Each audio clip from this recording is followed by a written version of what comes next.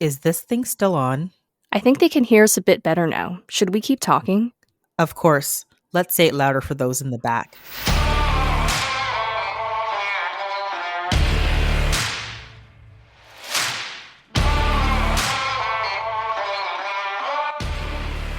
Hi, and welcome to the Gritty Nurse Podcast, an unfiltered discussion about health and healthcare. My name is Amie Archibald-Varley. And my name is Sara Fung. And we are your podcast hosts. If you're listening on Apple Podcasts, Spotify, YouTube, iHeartRadio, or any other podcast platform, don't forget to hit subscribe so you can get updates on new episodes. If you love our podcast and our advocacy work, please go to www.grittynurse.com and click on the Support Us button. This will give you access to exclusive episodes and early releases on a monthly basis. This will help us with the cost of running the podcast, the time and energy to put out awesome and informative episodes. And for that, we thank you and we appreciate you.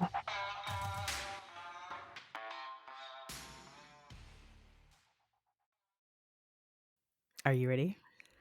1, 2, 3. Let's talk about sex. Oh, baby. Hold on. You want B? Let's talk about you. No, not about you and me. No. Oh my God. So yeah, today's topic is actually about talking about sex, and this was actually a request that we received that we thought would be a very cool perspective to talk about sex and sex education from a nursing perspective, and how do we go about teaching sexual education to our children. And I guess we can preface this by saying, we are labor and delivery nurses. Our background is in obstetrics and maternal child care, and these things are actually a part of our health teaching. But what does it look like in the Amie and Sara nursing household? Dun, dun, dun. Oh my gosh, Amie, we've never talked about this before. But I will also preface this episode by saying I used to work in a women's clinic and I had to do birth control education. And that was interesting. Right. And it's surprising how little some people know, right? And you look at someone and you assume, and you shouldn't assume, but sometimes you assume that they're of a certain background or certain age and they would know about the options, but they don't. And so you have to just start from the basics, really. Yeah, no, I hear that. And I think for those listeners that don't know, Amie and I, between us, we have 5 kids. They range in age from 4 to 10. Yes, that's right. Yeah. Yep, and they're a crazy bunch. So maybe we can just let everyone know that, we do have experience in kids of different ages and the funny questions that they come up with and how we approach it. And also maybe we can talk about if we've had any patient experiences with this and how we've approached that too. Oh, absolutely. And I think maybe to preface the episode, we probably, not that we talk about our own sexual experiences because that's none of anybody's business, but we might talk about like what our sex education looked like. And I can tell you just briefly, my sexual education, there wasn't really any in terms of sexual education in the household. And I guess let me preface that again by saying that I was raised in a very, very religious upbringing. So it's not that it wasn't, okay, maybe I should say it really wasn't talked about. It wasn't talked about in the sense that we now today would talk about sexual education with our own children based on, our personal experiences, nursing as a profession, and, what we've learned from an educational and healthcare standpoint. But when I think about my own experience and how my parents talked about it, I have to tell this story. So, I mean, this is my parents' fault. I'm going to blame you, mom and dad, because maybe if you had more conversations with me, I wouldn't have embarrassed you in that Becker's store way back in the day. And for those of you who don't know what Becker's is, essentially it's like a 7-Eleven. Yep. But I don't even think Are they still around? I don't see them. that was just back when we were kids. That like Becker's was the Okay. place to go. So anyhow, I must have been around 7 or 8, and we walked into this Becker store, and I think kids know a lot more than we think they know. I think that's one thing that we should preface, that although there is a lot of onus for whatever reason or emphasis placed on sexual education from educators, I really think that it should start in the home. I think that as parents, that is your role to really start talking to your kids about sex. Anyhow, So I must have heard something or seen something. And, my parents were very conservative with their viewpoints and talking about sex and sexuality. And I'm pretty sure that the conversation in my household was like, you don't have sex until you're married. Like that was our sexual education. Like just, you can't do it. That's just it. So I must have heard something. Anyhow, I was perusing the store and I guess I didn't feel that it would have been safe to ask my parents about this question. So I had asked the store clerk. Oh. So I had walked up to the store clerk. There my parents were, doing their little shopping. They actually had known the store clerk. I can't remember his name. I forget what his name. I think his name was Robert, and he Really? was a lovely Portuguese Poor man. Robert. Poor Robert. And I had walked up and I said to him, I said, Robert, what is a wet dream? And my parents looked at me like, dun dun dun, like this should have been a question that I asked them, but because I had kind of had like this sense that I didn't think they would answer me or they would shut me down by be like, don't talk about these things, that I felt it was okay to ask this man and the store clerk with other people perusing the store about what a wet dream was. And I think he gave me some like crazy answer. And then eventually my parents were like, oh, well, a wet dream is when, a man pees himself at night. It's like, I knew that that wasn't what the case was. I think maybe was asking to see what they'd actually say, To see their to reaction. see their reactions. Cause Yeah. 8-year-old, 7-year-old being like, I'm kind of curious about these things.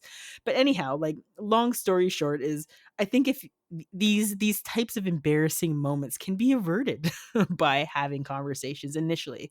So what was your first experience or conversations with your family in regards to sexual education?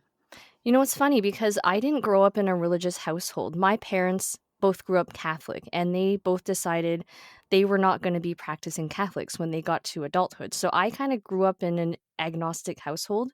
But we also didn't talk about sex, and it wasn't like this thing where they would be like, "Oh my god, we can't talk about it." It was just something that we never really talked about. And I remember, okay, Forrest Gump came out when I want to say around 10 or 11, somewhere around there, like mid 90s. And I don't know if you remember this movie, but there's this one scene where Forrest sleeps with Jenny after she comes back to find him, after whatever. And I Yeah. remember my mom getting really uncomfortable with that scene. And it wasn't until like years later that I put it all together. And I was like, oh, because I guess in her mind, Forrest Gump was like a wholesome type of movie where she didn't expect that to happen, but it Right. did. And we just never talked about it. But I also got the sense where like I shouldn't ask why that made her uncomfortable. And then we just never really talked about it. Then it was like my teen years came and went, and then it was like I was in university, and every once in a while my mom would be like, "So are you on birth control?" And I'd be like, "Yeah." And that was kind of the end of that conversation. Oh man. See, that's so weird. Like the reason I actually ended up on birth control was because of my periods. I used to have these really really heavy periods, which to this day still plagues me. And thank you, Sophia Yen. Sorry, thank you, Dr. Sophia Yen, who came onto our podcast to talk about what you can do about menses. And again, I think that'll be a whole other podcast episode that we can talk about. That women tend to really suffer through periods, suffer through menopause. And there was a great movie that came out of Toronto, Turning Red, that really talked about these issues in puberty. And there's so much shame, which is crazy, around menstruation, around these changes that women tend to go through. And I think there's Hmm. a greater conversation that's happening now to be like, this is not something that's shameful. This is something we should talk about, because there's a large percentage of women who miss work days in relation to heavy menstruation, painful periods, fibroids, and various different issues. And these things should come out into the open. And again, this actually kind of precipitated some of the conversations that I've ended up having with my kids today. And I think that when we bring in that nursing perspective, oh gosh, like I think to myself that, I think I lucked out, because, I chose labor and delivery. Clearly, everyone who's coming through those doors have had sex to get to the point that they have gotten to.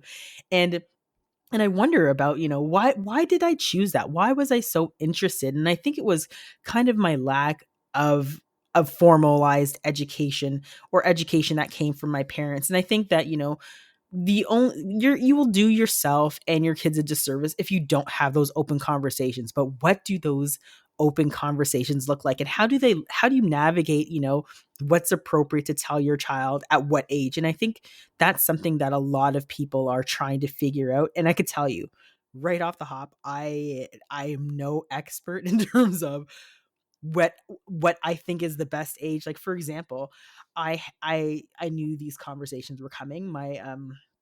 My boys are 10 years old, and they ask funny kind of questions. Like, I remember my son asking me, he was in the bathtub by himself, and I had come in to get something, and he's like, "Mom, it just won't go down." And I'm like, "Oh, what are you talking about?" And I look over, I'm like, "Oh God, no." You're like, "Oh no, there it He's like, is." "I keep touching it and it gets worse and worse." And I'm like, "Okay." I'm like, "Then stop touching it, because the more you touch it, the like bigger it's gonna get." And he's like, Yeah, "Oh, I yeah. don't know." And I'm like, "I don't know either." I'm like, "Jordan, get in here." But these are the conversations we have to start thinking about having. And I personally think that the best way to start having those conversations is to have them early and have them in the home.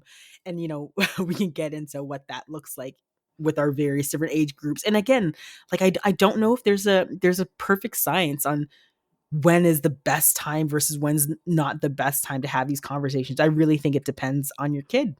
Yeah, I think that for me, the approach that I've always taken is when they ask about it, I give them the information and I try to give it in an age appropriate way. So, for example, my son the other day, he's 7, so he just turned 7, and he's like, "So how was I born? Like, how did I actually like?" Because it's like you told me that I'm part you and part daddy. So how did that happen? And I'm like, well. I'm gonna show you this book that I've had for literally 4 or 5 years now, and it's called Where Do Babies Come From? And it's actually I think it's a really good book because it normalizes where babies come from, but it also talks about, like, where do animal babies come from? Like, some animals carry their babies in their tummies like humans, some lay eggs. And so for things like this, I try not to make a big deal about either way, so I didn't get all uptight, and I was like, "Okay, you wanna know where they come from?" I'm like, "Let's go to that page." So I start reading, and there's flaps you can lift, and I know this is not a good pun, but the subtitle of this There's book's flaps you can it lift. says it says no, no, with lots of flaps to lift, and until today, I'd never thought of that, and I'm dying. You're gonna have to lots of cut this flaps to out. lift, okay? Oh, okay, keep going. And We'll so behave ourselves. I start reading this book, right? And then by page 3, he's like, "Okay, I'm done. I'm gonna go watch my iPad." And I was like, "My job is Bored. done." I'm like, "He got bored." I'm like, "That's Oh good." I my gave him god. just maybe I gave him a little too much, but I gave him information. I didn't make a big deal about it. And I think that people think that this conversation is like this hugely stressful, like, one-time event where it really should be an ongoing conversation, right? I They agree. Yeah. ask, you give them information, or maybe you decide to give them information and they absorb and they think about it. And my daughter's even said, like, she's 4, so she knows that she started in my tummy. And I don't know why, but both my kids know that there's 2 ways a baby can come out. One hurts a little more than the other. And and they're both like, "So if we came out that way and it hurts so much, like, why did you do it again?" And I'm like, "Well, then there That's a wouldn't be very good 2 of you." question. That is a good question. I think about that some days. We make this into a bigger thing than I think it has to be, and it's all really in our attitude and our approach to having these conversations with our kids. No, I agree. And I think when I think about the question that I had, so essentially, my kids are curious, and I'll be honest. I guess as a labor and delivery nurse, I didn't really hide any of those things around, so I never hid any of those maternal child books.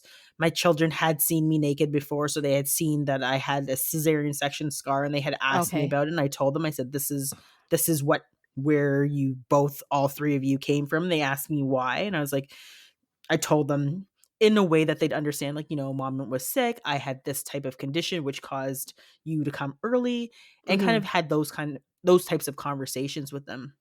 And I did tell them that, babies come from the other way. I think the other thing is, as a delivery nurse, I also was an educator at one point in time. So I used to have, squishy vaginas, and I used to have, the cesarean section belly that can show the birth canal. I used to carry around the birthing pelvis to show kind of what that looked like. And I showed them, like, this is kind of what it looks like.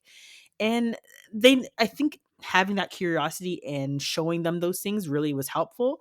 I did eventually purchase a book because the other thing was, I did have the question just recently, I'd say probably within the last 6 months, of, well, how did we get in there? Yeah, And I was that's like, when you're "Oh."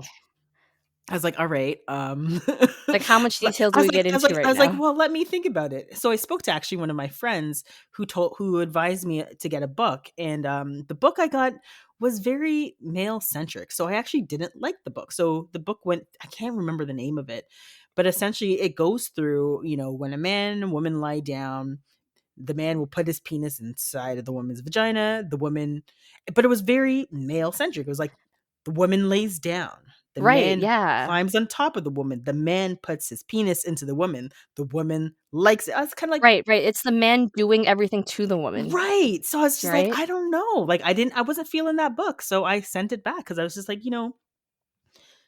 when it comes to sex, when it comes to sexual desire, when it comes to having these conversations, especially with having two male children, I wanted them to understand that it's not just about their perspective. It's also about the woman's perspective. What does the woman want?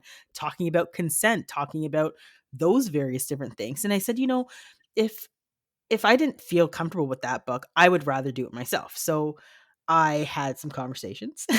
um, and essentially, I don't know. I'm trying to think about, like, whether I used those words. I think I said, um, it's a choice that happens between two people who care for each other, and we cared about you, we wanted you, and this is how it all kind of went down. I don't know if I was very graphic. I just said, we have these sexual organs, a vagina and a penis, and when those two things come together, um, stuff Yeah, happens. And then yeah. I'll be honest, I actually kind of passed the buck to my husband at that point. I was like, all right, I told them about the intercourse part. You can take on the part about the sperm and the eggs and all this kind of stuff.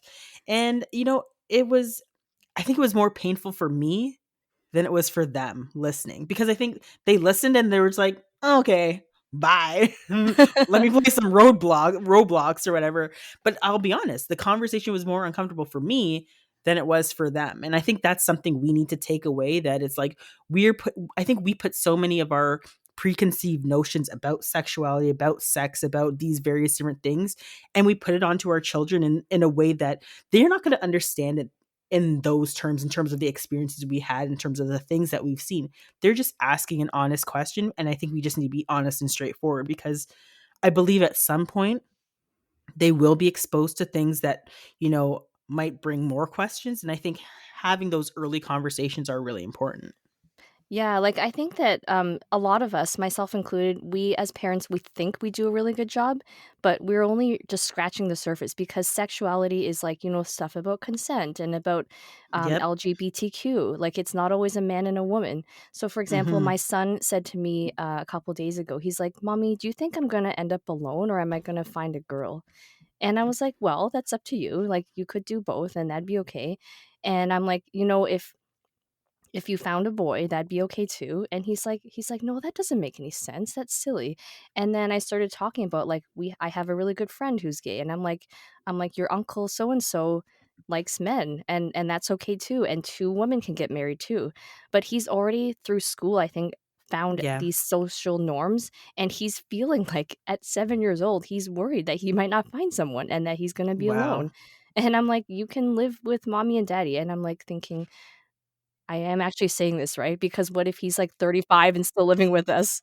Oh Well, my he may god. very well be 35 with the house prices living with you. That's like a whole other conversation. But yeah.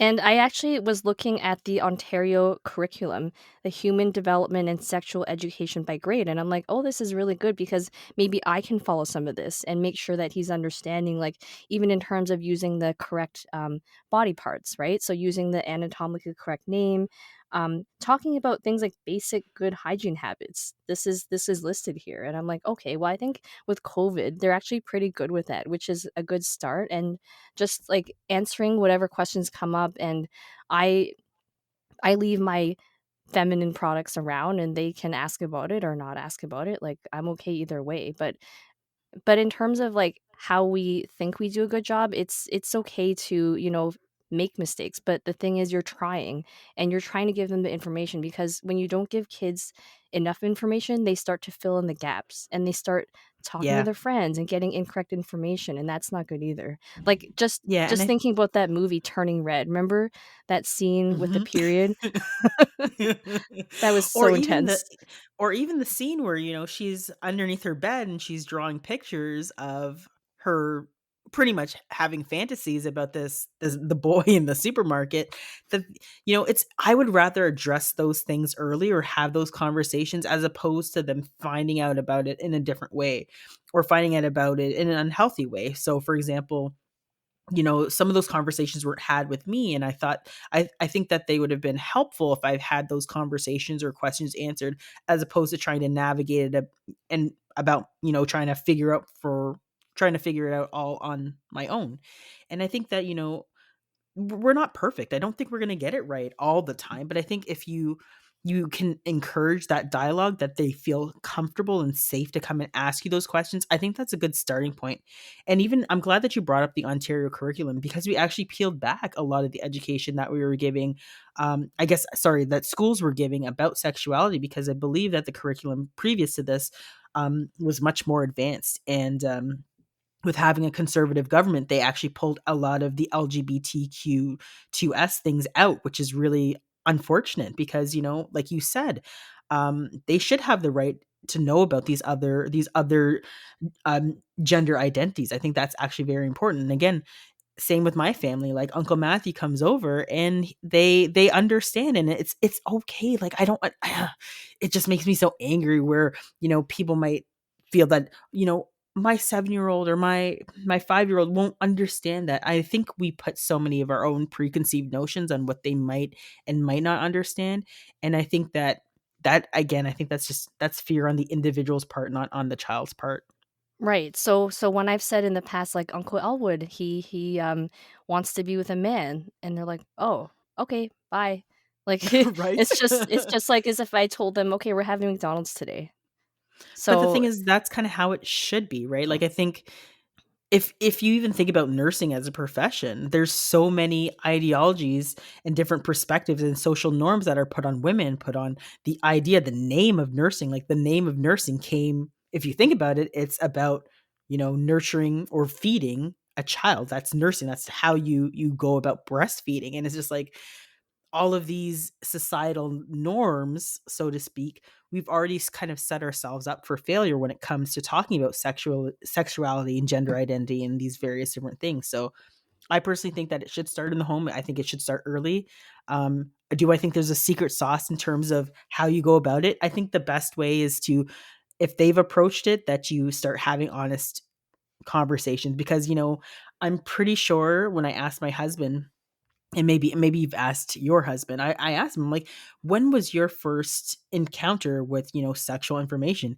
And for boys, I believe it was quite early. I think he said he was around 8 or 7 years old when he first saw his first like pornographic magazine. So really, I think it was actually at a friend's house. He had told me he had gone to a friend's house, and the friend's dad was the friend. Sorry, not the friend's dad. The friend had the friend's dad had magazines and was like, "Hey, look at this." And it's like, well, you know what? I'd rather have a conversation about that versus them finding out that way. So, and the internet is you type the it's wrong yeah. thing. Oh my It's like god, you're yes. trying to type Skittle and you type something else. It's just like and I would rather get there before they get there. That's just my perspective. Right, and I think parents, they just put off having the conversation for so long that when they do start talking about it, it's almost like you should have started years ago, right? Yeah. And really it needs to start before kids go through puberty. It can't be like, wait, you can't just wait until high school. Although any time I would say is better than not starting that conversation at all. Maybe even just reinforcing information they already know, so they know that, hey, mom's cool, she can talk about this stuff. Like if I have a question, I can go to her. I don't need to search the internet. I don't need to ask so and so at school. And one thing I wanted to bring up that I did find interesting is that our school board sent, my son is in grade one, sent an email about a month ago saying that in grade one, they're going to start going over the curriculum. And if you had any concerns and you wanted to pull your child out, that you could. And I'm like, why is that even an option? Like, does that have to be an option? Just like, do they ask you if you want to pull your child out of gym or out of math or out of science? Like, why was this one particular email sent out in case people wanted to withdraw their kids from that part of the curriculum? Yeah, again, I really think that this conversation is not really even, although we're talking about talking about the education for children, it's actually about the adults. Like it's about your own comfort level, your own experiences, your own perceptions on sexuality and gender identity. That is actually probably what's hindering you or making you feel uncomfortable about having these conversations. It's not the kids. The kids are going to be okay. It's us. It's us, what we bring to the table, what we're fearful of, and how that influences the conversation. And again, even though we're nurses and we're healthcare providers, it's not easy for us either. So we're still people, we're still navigating this. But again, I will reiterate that I think it's better to have the conversation with you with your child versus, them finding out the hard way or the not accurate way. Because again, there are some depictions of sex and sexuality that are inaccurate, and I think I'd rather try to capture what that is first, rather than them kind of being like, "Oh, this is what sex is," and it's like, it's not really like that. Well, I think one place that we have had this conversation was at the zoo. So we were Oh. at the zoo and Oh stuff was no. happening and I was like, "Okay, yes, this is how animals have babies." And then that kind of led into like other animals, they do it different ways too, and humans do it too. That's how babies are born. So Right, right. it's like it can be a teachable moment. So it's funny but teachable.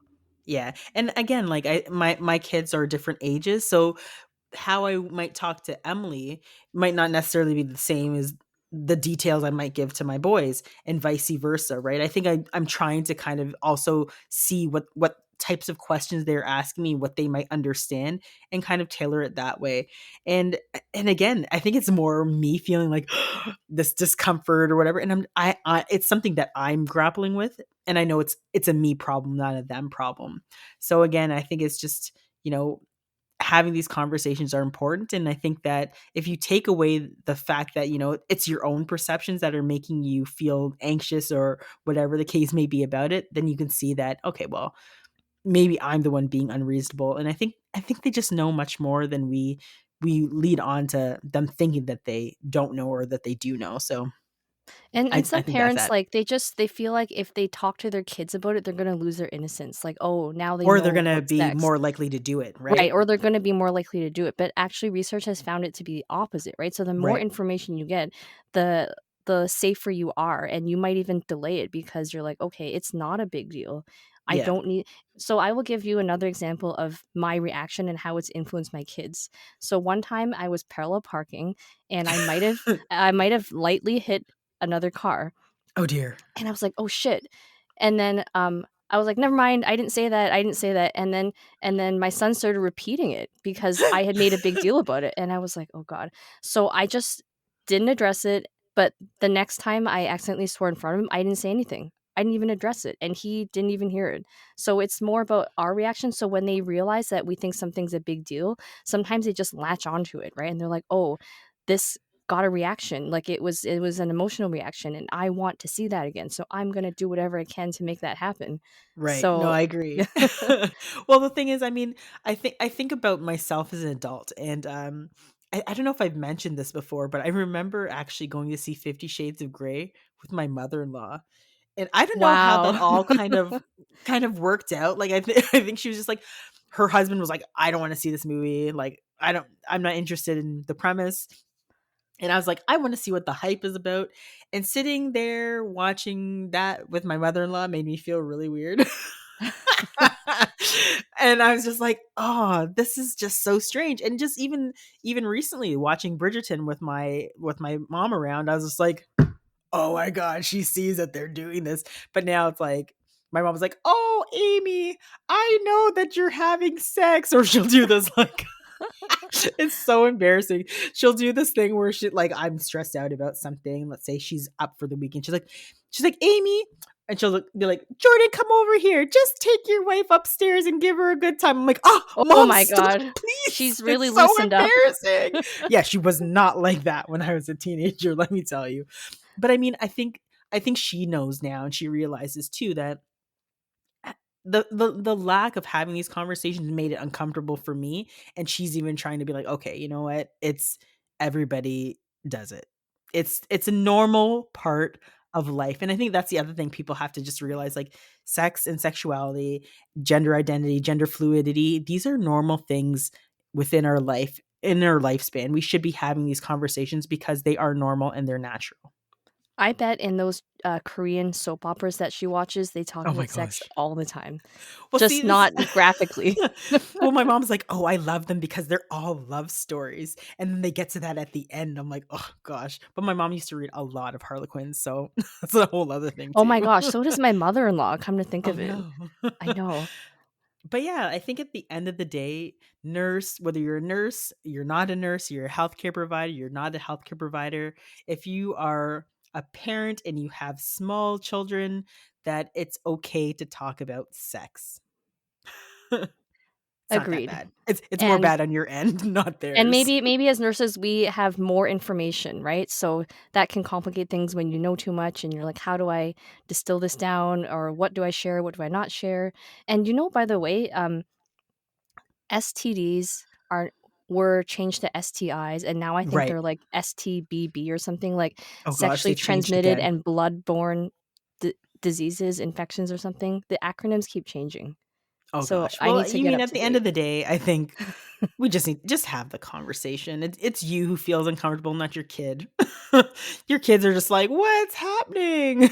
And we're the ones that are panicking about it. So at the end of the day, I think, it's the onus is on you to ask yourself those tough questions about what makes you queasy when it comes to talking about sex and sexuality with your children, and you deal with those demons and your kids will be fine because they're just asking honest questions, and I think they should be addressed, and we should validate them and give them honest, open, accurate, and evidence informed answers.